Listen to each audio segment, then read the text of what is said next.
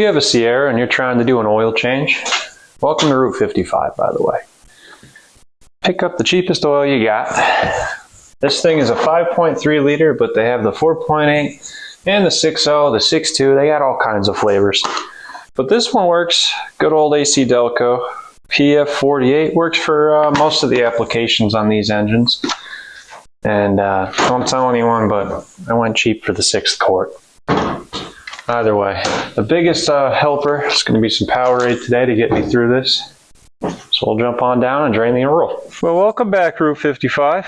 Now that we're underneath the truck, good and uncomfortable, you're going to try to locate yourself, your drain bolt, on the bottom of here. Don't drain your transmission when you do this. That would be a bad idea.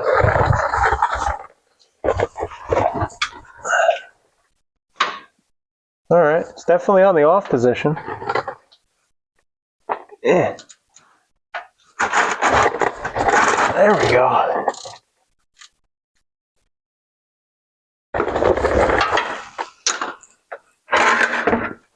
All right.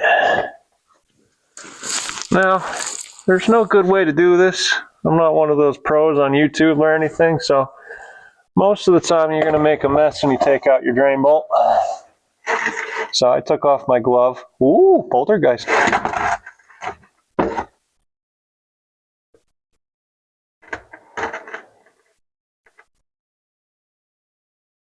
And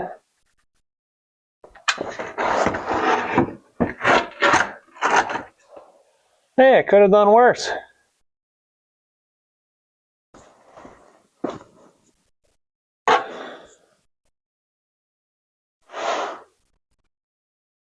Sometimes your drain bolt will have a magnet on the bottom of it. This one, I don't, if it does, nope, it doesn't. Sometimes it'll catch metal shavings. So it's a good way to just check on your engine and see how it's doing. Mine does not. That's what an oil filter wrench looks like. Just cuddles the oil filter till it comes off. Loosening the oil filter.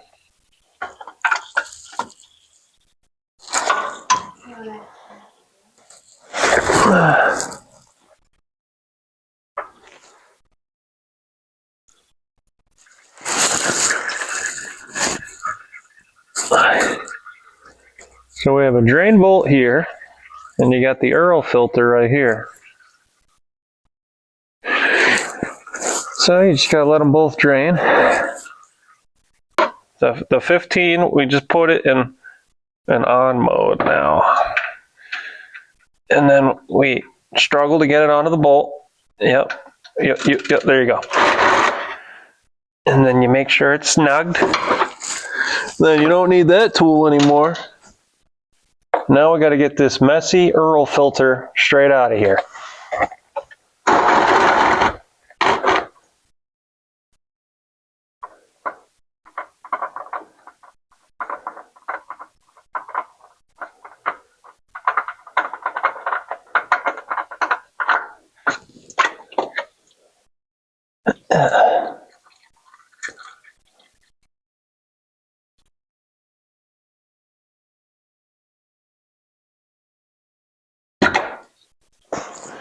And now we need to get the other oil filter prepped and ready. So we can go back to the top for a minute. So here we go, AC Delco, PF48. You see this rubber gasket right here? It can come off pretty easily. If this stays on the engine with the old one, you can have a major leak. So make sure when you take that old one off, that gasket comes with it. So, some oil filters are configured all kinds of ways, on the side, on the top. Ours is like this. And for those kinds, I like to pre-fill them. So I'll just add a bit of the oil to it.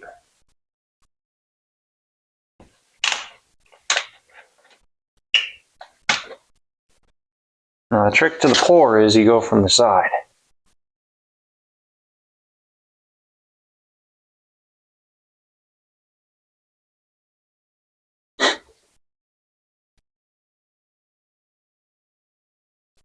And we don't need to fill it all the way to the top. You just want to fill it up enough where when the engine goes to start, it doesn't lose all its engine oil. on the first start.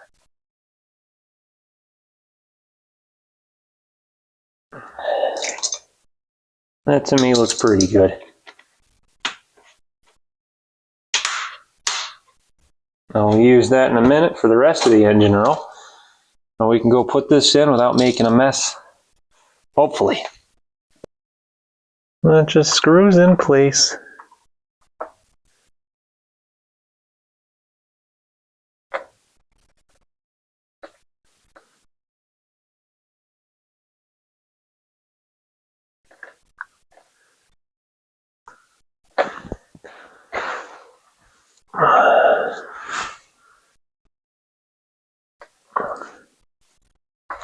Now, if you put these oil filters in too tight, you will hate yourself the next time you need to do an oil change. So don't go too tight with it, just go enough. And enough is usually when your elbow cracks. Well, you can be grateful that we're all done underneath the vehicle. It's honestly my favorite part, because then you don't get to see any other issues, and you can just pretend like they don't exist. And that's the best part, because God, every time you go underneath the vehicle, it's like, oh, that's broken. That's broken. Ooh, that's new.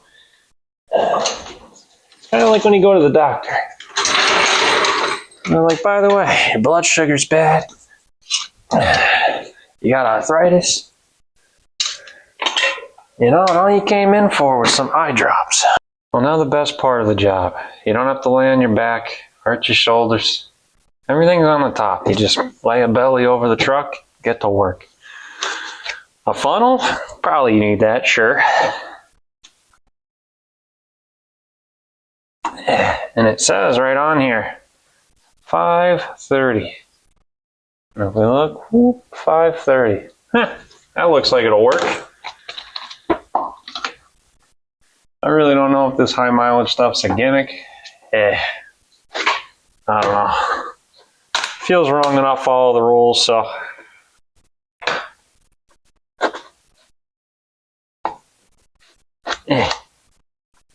All right, that was easy. So I always like the side pour.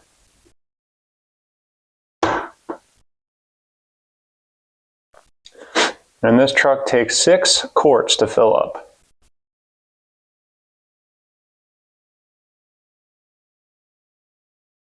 So 5 is in this big container. And I don't know about you, but a lot of these LS engines, they just eat oil. Like even this truck, I change it every 3,000 miles because I don't really believe that whole 10,000 mile oil change stuff. And even this truck, it burns about a whole quart in between oil changes. And I only have 110,000 on this truck. Kind of what these General Motors vehicles do.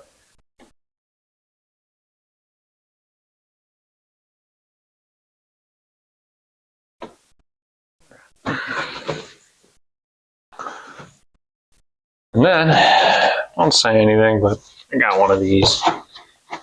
Cheap garbage, you know?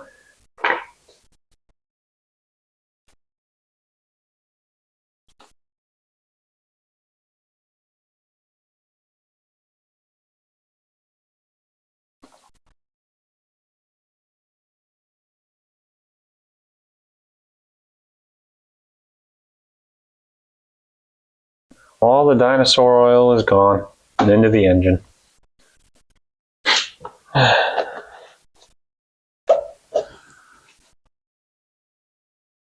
And keep the cover off. Take your funnel, throw it back on here because we're going to put all the dirty engine oil back into this. Welcome back to the worst part of the job. Well, I guess there's a couple worst parts of the job. The cleanup. So, here's that crappy oil filter that was in it. Fram. I don't know if they're any good, any bad. Everyone's got their answers. But the important thing was that gasket. I want to make sure that stays with the filter. Otherwise, you'll have a giant mess when you go to start the motor.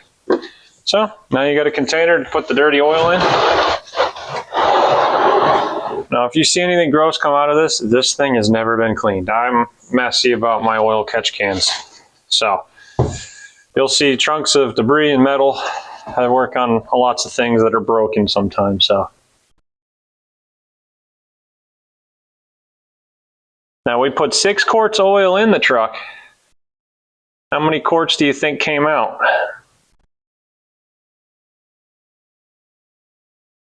Like I was saying, these trucks burn a lot of oil. I installed a catch can in mine, which helps out quite a bit. But then you got to drain the catch can as well.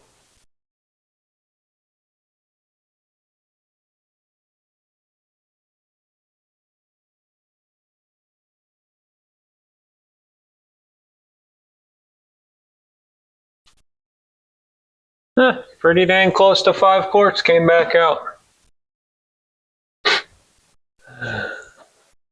Not bad.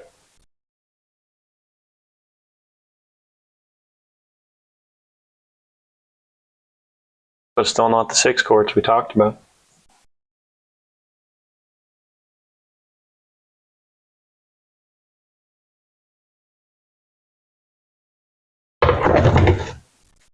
So this is an oil catch can. This is designed to catch the valve cover oil that goes back into the intake, so it doesn't get eaten by the motor.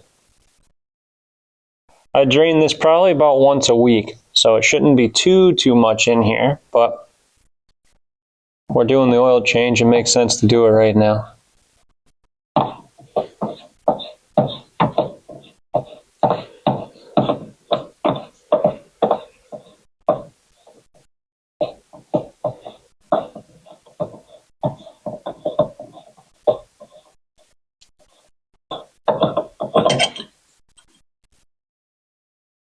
And you'll see there's a bunch of gunk in here. Meet me back over on the workbench and we'll show you. So we're back to the dirty workbench. This is the catch can, and when you see inside, you'll see it's got a milky, oily look. Condensation builds up in the motor, and water and oil make milk. So a lot of that stuff would have went back into your engine, fouled out your spark plugs, ruined sensors. So I don't go crazy with this because I drain it once a week. I just make sure I empty out as much as I can, wipe it off, and then I'll throw it back in. You can really see how much milk is in it. It's not good stuff.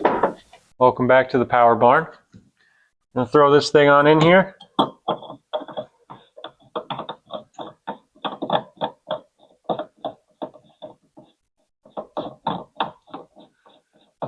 Now these have gaskets. It's important to make sure you keep them nice and tight and that the gaskets are good, because otherwise it could cause a misfire to the engine or cause like a code to happen. If you have a major vacuum leak, which one of these, if they were open, could cause.